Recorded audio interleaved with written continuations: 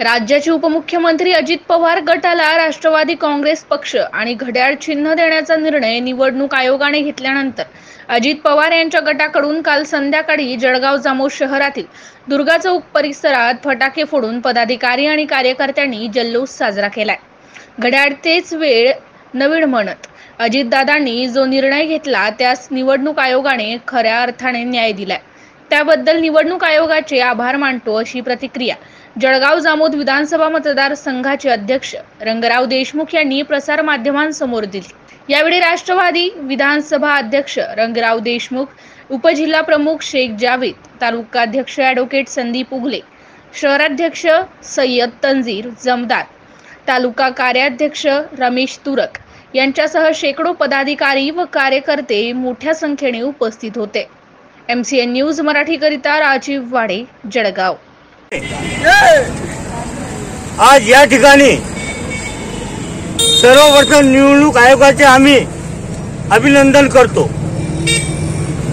माननीय या देशाचे आणि राज्याचे नेते अजितदादा पवार यांच्या नेतृत्वाखाली असलेलं राष्ट्रवादी काँग्रेस पार्टीचं आमचा हा पक्ष, या पक्षाची जे निशाणी पूर्वीपासून घड्याळ होती, निवडणूक आयोगाकडे दावे प्रतिदावे दोन्ही गटांनी दाखल केले।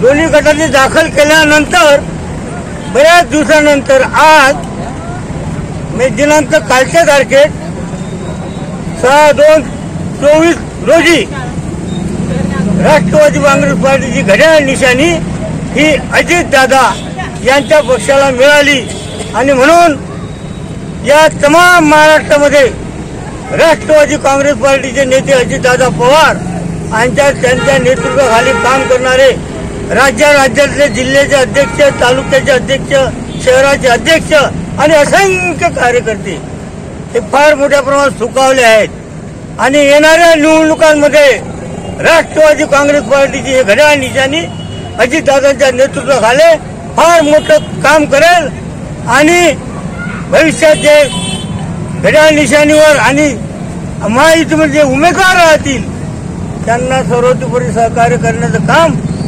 राष्ट्रवादी काँग्रेस पार्टी करेल। म्हणून या ठिकाणी निवडणूक आयोगाचे आम्ही आभार मानतो आणि अजितदादांना जळगाव जामोद तालुका आणि मतदारसंघाच्या वतीने या ठिकाणी भरभरून शुभेच्छा व्यक्त करतो। धन्यवाद।